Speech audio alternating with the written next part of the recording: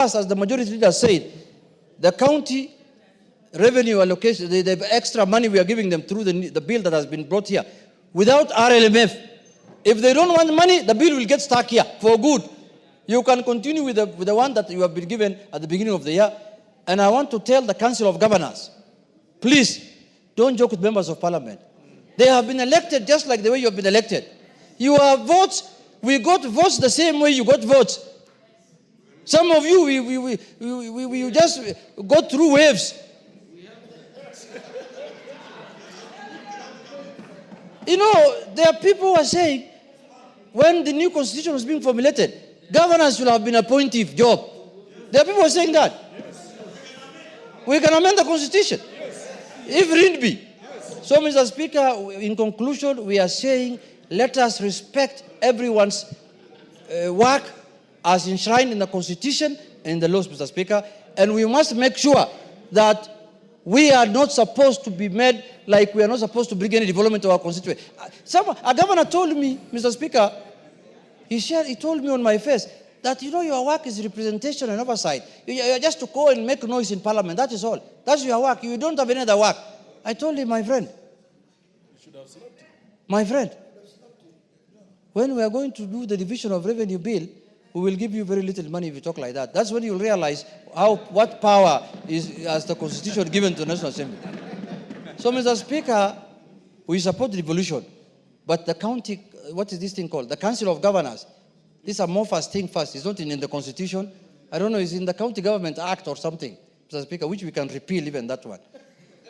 They must respect members of Parliament henceforth. And that is not anything we are begging for. Mr. Speaker, it's an order. And we will stand firm to make sure that our constituency gets development as required by law. Thank you, Mr. Speaker. Your leaders have spoken. Can we end there and go to some other business? Yes. Yes. Yes, Caroli, what is it? Much, Honorable Speaker, for giving me this opportunity. I'll add on to what Honorable Millie had said, taking the war to them. Honorable Speaker, 12 years ago when we were writing the new constitution, the original proposal was to have 14 counties plus Nairobi. There were supposed to be only 15. We ended up with 47. During this period, we've seen what is happening. Most of the counties, as a matter of fact, have nothing to show for. You go to counties, what the governors do are cultural festivals. In a year, there'll be 6, 7 festivals. You don't even know which one you are at. There'll be this, there'll be that. County governments are building posho mills. Others are building rice mills, things that even the central government is already divesting from. Mr. Speaker, I belong to a small group which is already doing a study whether the structure that we have for devolution is sustainable for Kenya. And the preliminary conclusion is that it is not. As a matter of fact, what would be more sustainable is to protect devolution and devolved funds, but to channel them through constituencies. And what that would mean, I'll give an example. Turkana, that gets about 11, 12 billion per year with 6 constituencies, each constituency for direct development would have 2 billion a year. In Suba South, the calculation that we have done, if I was to oversee the constituency for 10 years at the current amount of devolved funds, in 10 years we'll have resolved all the road networks, built hospitals, finished all the schools. We will be talking about new things. So I think the war that we should take to them, building on what Honorable Milia said, is to relook at the constitution and the structure of devolution and take away the counties and protect the funds, but channel them as development funds directly to the constituencies. Because that is what is working in this country. All the other things are not working. And that is the war that we need to take to them as a house. And probably if this house, on a bipartisanship manner, can come up with a working group to explore this and review, using experts, exactly what we are proposing, we will help this country. Devolution in its current structure is not sustainable, will never work. It's a den of corruption. It's a den of incompetent people. You go to functions, governors have carried truckloads of people praising them. Another group has brought people fighting. I don't know. It's all chaos. It's not working for this country. Thank you, Honorable Speaker. Yes, Chepkonga. Thank you very much, Honorable Speaker. Honorable Speaker, I want to join my colleagues. You know, Honorable Speaker, I want to remind them. 2 Peter chapter 1, verse 12. The Bible says, remind them even though they know. Mr. Speaker, I want to remind the Council of Governors, even though they know that Article 95 of the Constitution is very clear and it does not exist anywhere in any other article, Mr. Speaker. And it reads, for the avoidance of doubt, that the National Assembly represents the people of the constituents and special interests of the National Assembly. It says in 2, Mr. Speaker, the National Assembly deliberates on and resolves issues that are of concern to the people. Mr. Speaker, there is no other person in Kenya that has the power to resolve issues that are of concern to the people. It is only this House, Mr. Speaker. Even the courts themselves. I am being reminded by a layman here that the courts are also don't have power to resolve issues that are of concern to the people. Mr. Speaker, you know the other day we increased the RMLF from 18 shillings to 25. And now because we increased that money, they are now salivating. The reason we were doing so, Mr. Speaker, was to resolve issues that are of concern to the people. Mr. Speaker, you know, in the last government, they launched about 10,000 kilometers of roads. And you know, Mr. Speaker, there was no money to pay for those roads.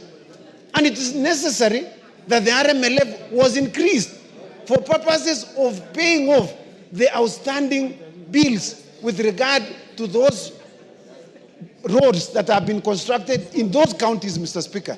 And so, Mr. Speaker, for someone to come and say that they are holding 10 billion shillings because they are salivating for the 7 or 8 shillings that was increased is completely unfair and unconstitutional, Mr. Speaker. You know, people just read Article 95 and they just go to sleep. Article 95 says members of Parliament have 4 roles: oversight, budgeting, representation, and legislation. Mr. Speaker, we budget. There is no one else under the sun in Kenya who has the role of budgeting of the resources of this country, which Kenyans pay as taxes, Mr. Speaker. In fact, the Senate or any other body cannot originate a money bill. It can only be originated from this House. That is the reason why Kara could not be passed until this House agrees. Mr. Speaker, we are not begging the Council of Governors. We want to ask them to withdraw that bill so that they can be able to get their money, which is more than the 10 billion shillings, Mr. Speaker. As members have just said, I also come from a constituency. I have never seen any Council of Governors repairing roads in Ainabkoi or maintaining them, Mr. Speaker. In fact, most of the time we are asked, please assist us, we know this is not your road. And we go and plead with the Director General of Kera, please, could you assist these people of Ainabkoi who have a problem with this road? And you know, Mr. Speaker, it is not a Kera road, it is a county road, Mr. Speaker. And we can give so many of them, there are plethora of roads that have been repaired by Kera that has nothing to do with what has been apportioned to them. And so, Mr. Speaker, we must stand very firm. In fact, we have now learned something, Mr. Speaker, that we can use the Sakaja route to stop some people from doing some funny things. No, I'm not saying it's a Sakaja route. No. The Sakaja route, Mr. Speaker, is very unfair. That is criminal conduct. It is a very criminal conduct. Justify but that. We are saying... Well, that is criminal conduct. But we are saying, Mr. Speaker, we have just learned bad habits recently. There is no justification for that. I agree with you, Mr. Speaker. Yes. There's no justification at all. Yes. For people to pour cabbage on people's gates. Yes. No, NEMA must in fact take action. That's what the majority leader is saying. Mr. Speaker, we are saying... Are you saying, Chepkonga, if KPLC demands power payment from you, you go and cut down their polls? No, Mr. Speaker, that's what I'm saying. It is absolutely criminal. It's a criminal enterprise. They are involved in some criminality, Mr. Speaker. Yes. And it is that we don't have any... No country will condone that kind of criminal behavior. Yeah, but we will have to ask the Senate to call to order Senator Sekaja for dumping waste on KPLC, Mr. Speaker. That is conduct unbecoming. Yeah, and the reason why people see us this way, Mr. Speaker, is because we are gentlemen and gentlewomen, and we like to follow the law. But we should not be taken like we have no teeth, Mr. Speaker. We can fight. There are no gentlewomen, there are ladies. Oh, sorry, Mr. Speaker. They are gentle ladies. No, it's just that one of them was being told she was not properly dressed yesterday. Okay, finish up. Yeah, I thank you, Mr. Speaker, and I support. Honourable members, I'll close with Otienda Amolo, then Kainan, then GK. Only those, then we go to the next. Thank you. And, Thank you, Mr. Speaker. Exercise some brevity. Mr. Speaker, first is information to the members.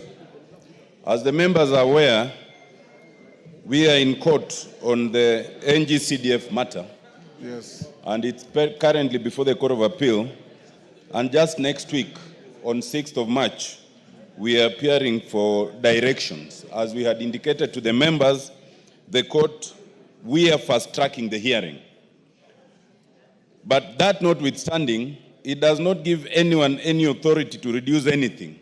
But the beauty with it, ultimately, members, is that we are the ones with the power. The executive can only make proposals. So it is within us to change what we need to change. And I agree with the ruling with the Speaker earlier that we must proceed as a matter of necessity. Secondly, on the RMLF matter, it is very interesting, Mr. Speaker, that the very people who are with us in court, who challenge the NCDF matter every day, who litigate up to the Supreme Court and come back and restart again, have never found it necessary to challenge any of the exercise of authority by the counties, including the bursaries.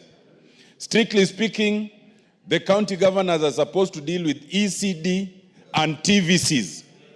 Now, TVCs, you end up with students coming to the members of parliament to support them, even the institutions themselves. One would have thought that the governors would actually concentrate on the areas of their jurisdiction before they spill over. But many of us have usually not complained because in most of our constituencies, students are needy. So that even with all that, you still find other students who don't get it. But when then the same governors want to encroach into our area, then it calls for us to demonstrate that our power is not just latent, it is potent.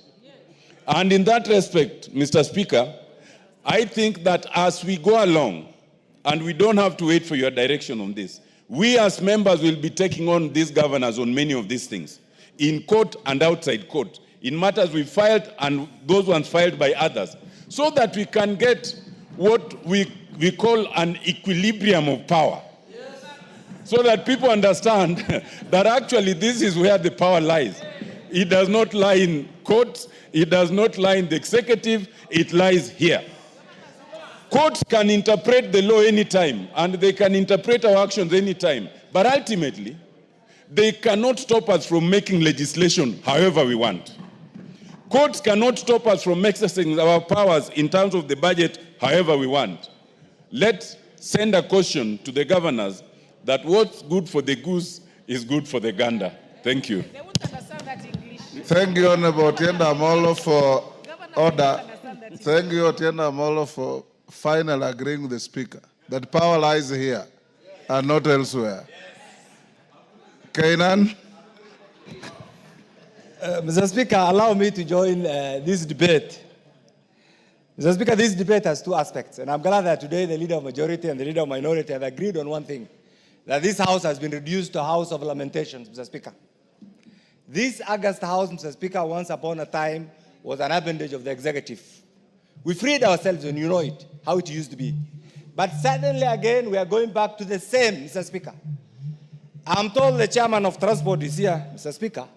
When an MD of a national government agency, without any due regard, without any consultation, just by a circular, negates everything that this house has passed, Mr. Speaker, then what is the implication? The implication is we are no longer the August House that we used to be.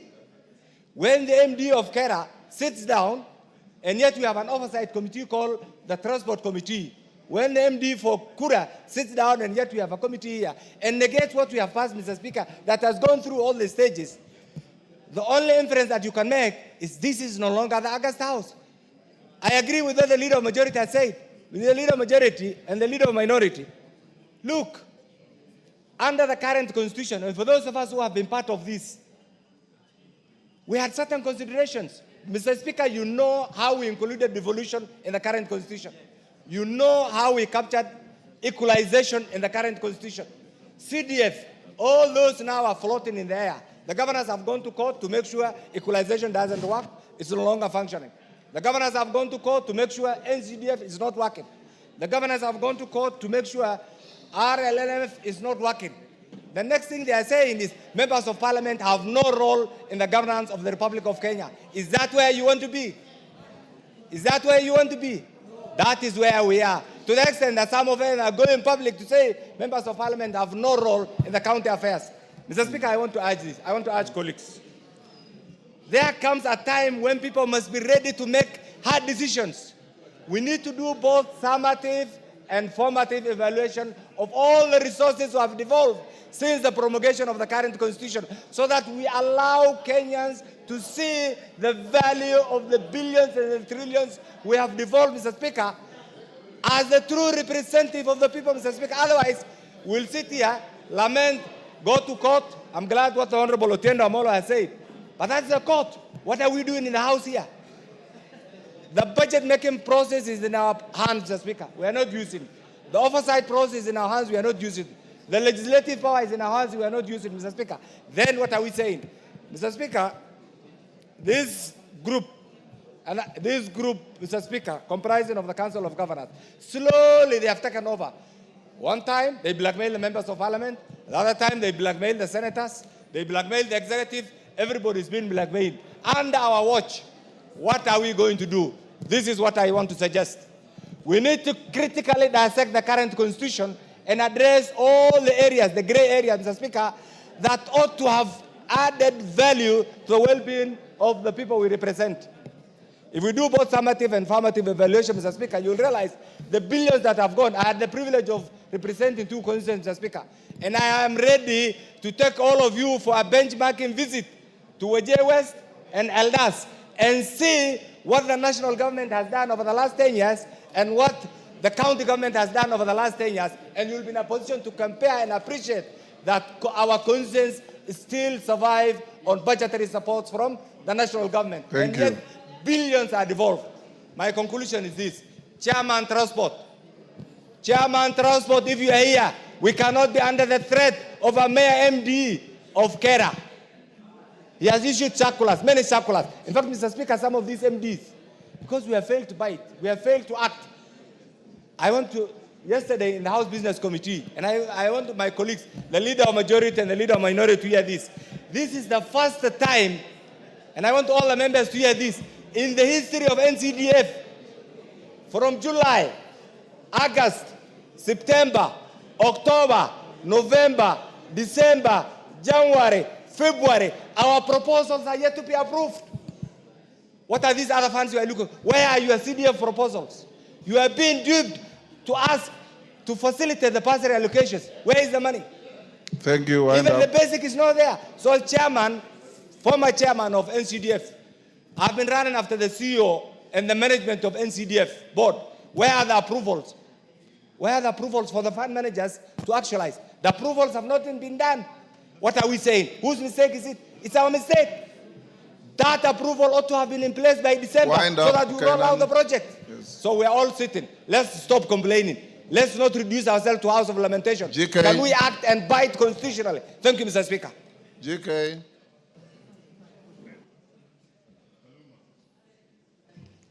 Thank you, Honorable Speaker, for allowing me to add my voice to this debate. Honorable Speaker, I want to remind members that the Act, the KRB Act, has not been amended, or neither has it been suspended. We have an act that stipulates how RMLF funds should be shared. And as long as that act stands, we will not allow anybody to take away any coin, any cent from our allocation, 22 and 10%. The committee that I lead, Honorable Speaker, has taken a position on this matter.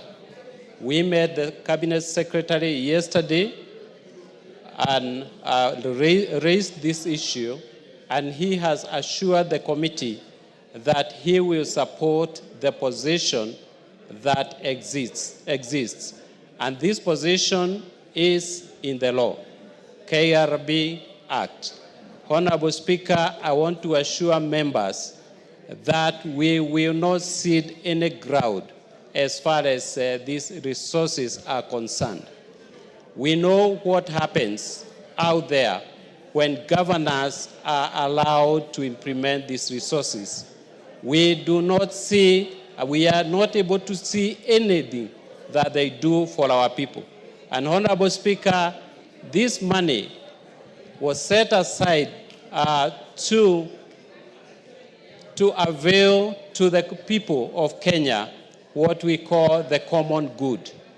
Honorable Speaker, we will stand with the people of Kenya and continue to serve them effectively by holding on to these resources. Yes, Nabi, what is it? Mr. Speaker, is it in order for the chairman of the Roads Committee to mislead the House that he is doing anything when we need to know he is the problem? Chairman.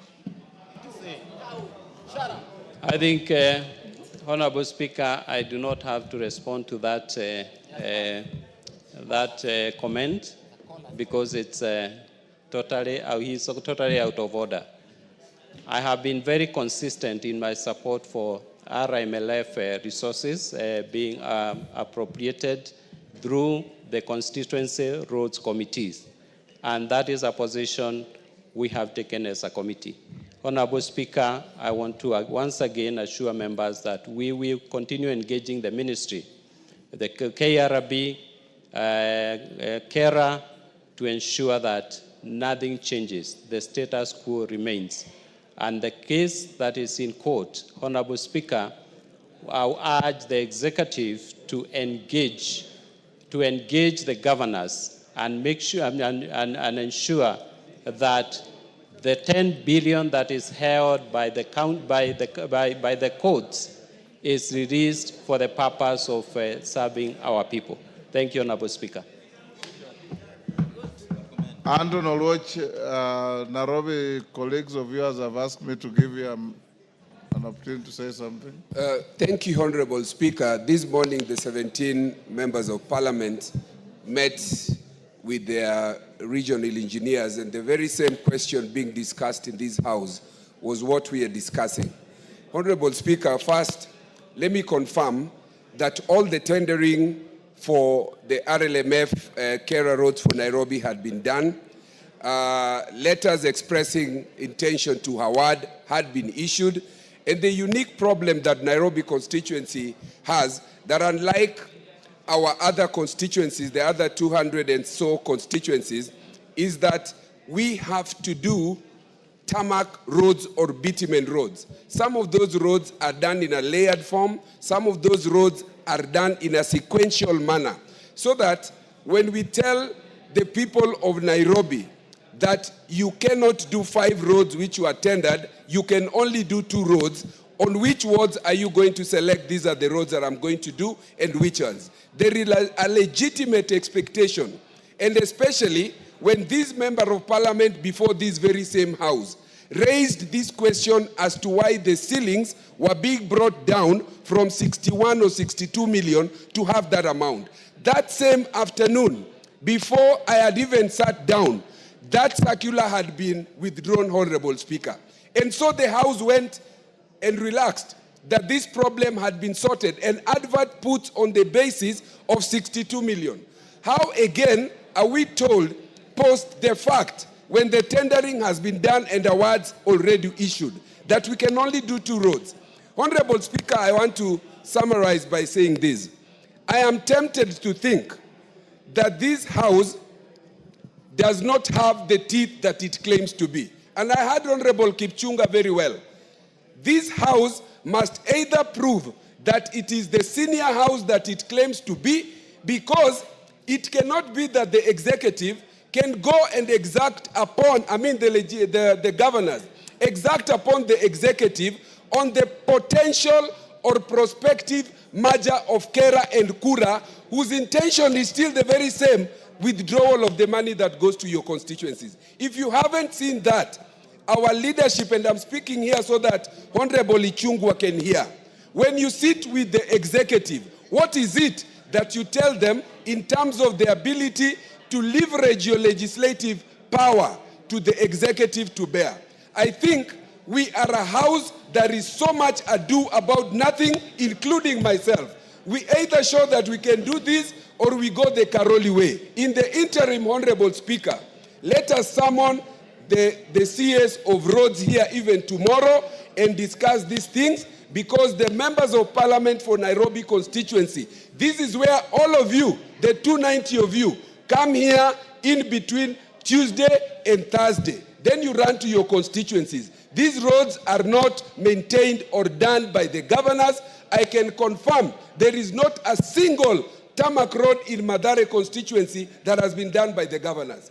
So we must deal with this issue, and I suggest that we summon the CS tomorrow and suspend all our activities and address this issue. Thank you, Honorable Speaker. Junet. Mr. Speaker, I rise to Mr. Speaker to bring to the attention of the House matter of concern to the public, Mr. Speaker. Mr. Speaker, we are a country that is governed by the rule of law. And the last 2 days, Mr. Speaker, there was an episode in Nairobi County, Mr. Speaker, where people who could not pay their bills, electricity bills, Mr. Speaker, went ahead and dumped, I think, 1 truck or 2 trucks full of garbage, Mr. Speaker, in front of the premises of Kenya Power and Lighting Company, Mr. Speaker. Garbage and swill. Garbage and swill. And swill. You know swill? I know, Mr. Speaker. Okay, go on. Is it sewage? Is it sewage? Mr. Speaker, Mr. Speaker, I want to bring to the attention of the House, Mr. Speaker, that is not the way to do things. Mr. Speaker, because Kenya Power and Lighting Company, Mr. Speaker, is a very, very important institution in our country. And is a public listed company. And is a company that is oversighted also by this House. Mr. Speaker, many people have defaulted in paying their bills. It's not only Nairobi County Assembly, Nairobi County government. But Mr. Speaker, if you cannot afford to pay your bills, you negotiate with the person you owe money. You don't use other means to intimidate them and to make them, to make them let you go with their money. Mr. Speaker, I stand here to condemn that matter, Mr. Speaker, because it is uncouth and primitive, and it is an irresponsible way of dealing with an issue. Mr. Speaker, Nairobi City County of late has been doing a good job. They have been trying to clean the city, to remove, kiosks on the roadside that have encroached on the public pavements, Mr. Speaker. But this act they did yesterday, Majority Leader, is unacceptable. How can you, at this time, intimidate a government institution? Even though some of the major shareholders might be private, even some of them are members of this House, I know, of Kenya Power, and I'm told they're getting very good dividends this financial year because Kenya Power is doing very well. I don't know, he's not around now, but he's a serious investor in that place, Mr. Speaker. But that's very good. Even as we aspire to be that. Somebody who's younger than me, that I don't know how we achieve that. I'm really worried, Mr. Speaker. I need to pull up my socks and do something, Mr. Speaker. But having said that, Mr. Speaker, and that could be one of the reasons why we want to have change in the budget committee, maybe. Who knows? But I leave it there for people to decide. It's not in my place to judge anyone, Mr. Speaker. But Mr. Speaker, the issue that I want to bring to the attention of the House is that the Nairobi County government must apologize and must desist from that kind of act going forward. The governor must apologize to the institution called Kenya Power and Lighting Company and residents of Nairobi in general. Because, Mr. Speaker, we cannot do that. Tomorrow, they will have a problem with NEMA. They will have a problem with any other institution. Is that the way you are going to solve your disputes? So, Mr. Speaker... What will stop them from dumping garbage and swill outside your gate? What will stop them? The Speaker is asking me from dumping garbage in front of my house. Mr. Speaker, that's a good question. Because if I don't pay for their services also, if I don't pay their water bills on time, or I don't pay maybe their service charge on time, they can dump garbage also in front of my house. Mr. Speaker, then they tell me, until you pay your dues, we are not going to remove any garbage from in front of your house.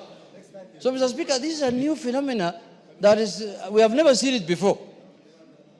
So, Mr. Speaker, the governor was elected by Kenyans through the UDA party. Even though we have some symbiotic relationship with ODM, which we are not yet confirming it, because we don't know how I think there is some relationship that is not known, that we need to understand where it is heading to. But, Mr. Speaker, in spite of all that, with our symbiotic relationship with the governor, we have to condemn things when they are done wrongly. And that was a wrong act on the part of the Nairobi County government, Mr. Speaker. And we are not doing this we are warning people who might attempt to do that kind of nonsense, Mr. Speaker, because it might not end with them. There are other institutions also who can do that. There are others who can lock up your house, for not paying your dues or something. So, Mr. Speaker, with those few remarks, I want to say that act must be condemned and it must not be repeated again, Mr. Speaker. And if it is done, this House now will exercise its mandate of oversight. Mr. Speaker, nothing constitutionally stops us from summoning governors. Yes. Nothing. There is no in the Constitution that writes governors can only be summoned by the Senate. Mr. Speaker, the Constitution says Parliament can summon anyone. Parliament. Yes. And when you say Parliament, it is both the Senate and the National Assembly. Yes. That is Parliament. Parliament can summon anybody in Kenya. Parliament. So under that provision of the Constitution, we will summon governors if they go wayward. They must stick to the rule of law, and they must respect the laws that we have put in place as a House to govern this country. Thank you, Mr. Speaker. Ichungwa. Thank you, Honorable Speaker. Let me also join the Honorable Junet Mohammed, Minority Leader, first in condemning that act by the county government of Nairobi. And two, to ask both the county government of Nairobi and the Kenya Power and Lighting Company to get into a negotiation or some sort of dialogue to be able to resolve the issues that are before them on issues touching on pending bills, Honorable Speaker. What we have seen around Stima Plaza, Honorable Speaker, is these are criminal acts. And indeed, I was asking myself last night as I watched on TV, where are the police that should be ensuring there is law and order everywhere in the country?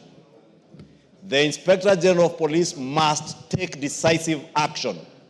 And it must begin with the drivers who drove those trucks there.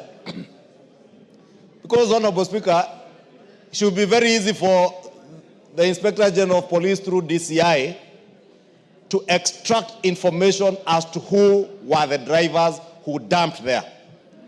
From the drivers to the people who instructed them. Whether it goes all the way up to the governor, it should not matter. Because we should not entertain criminality in the guise of attempting to collect your debts from public institutions, Honorable Speaker. What would happen today, Honorable Speaker?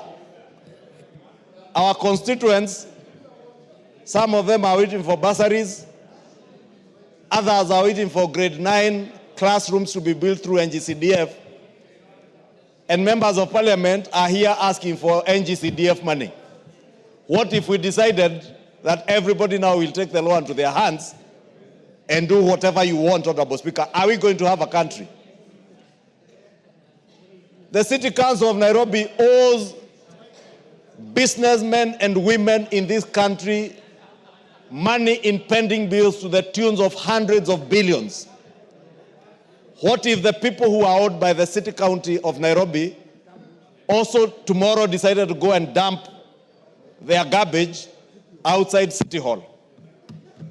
How would the governor of Nairobi take that?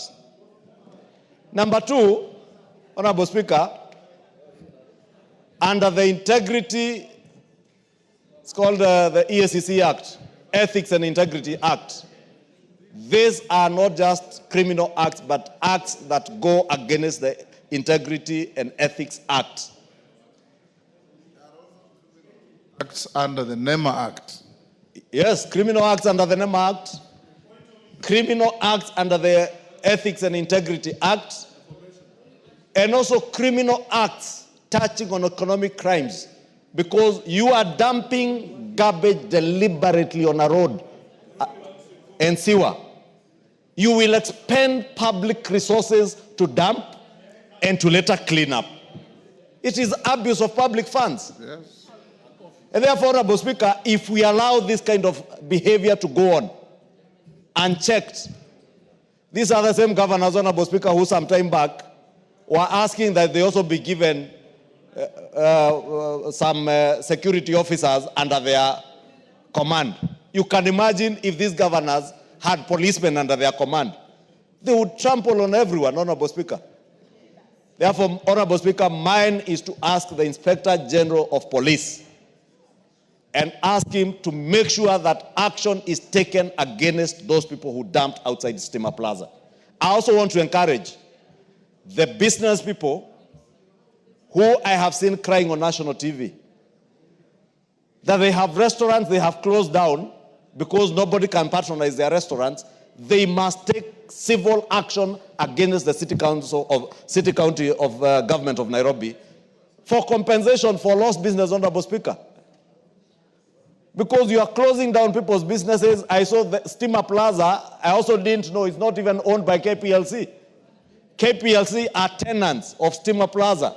It is owned by pensioners. Our mothers and fathers who worked in KPLC and Kengen, as it were before, are the owners of that building. It is their business as landlords that is being spoiled by the county government of Nairobi. And Honorable Speaker, I do hope, and in fact, Honorable Speaker, I was wishing that you could even direct the Inspector General of Police, and because the chair of the Security Committee is here, you should direct the chair of the Security Committee to summon the Inspector General of Police and explain to the committee and to this House how can they be watching when criminality takes root unchecked and nobody is doing anything about it. All that people can be left to is crying on TV how their business have been locked down. KPLC employees are being paid a salary, but they can't go to work. Honorable Speaker, I would beg that you direct the Security Committee of this House to pick up that matter together with the Energy Committee, with the Inspector General of Police and the ministry concerned to make sure that there is an amicable solution to this problem. But more importantly for the Inspector General of Police to ensure that criminal charges are leveled against those who dumped outside Steamer Plaza. That is a behavior that we cannot condone. Thank you, Honorable Speaker. Thank you. Tongoyo, we shall not allow this country to be reduced to a Wild West behavior, whereas you disagree with somebody and you send goons and hooligans to go and sort out your mess. That is not Kenya. And you must stop it. So I direct you to summon the IG to find out why no action has been taken against this publicized criminal behavior by the city government of Nairobi.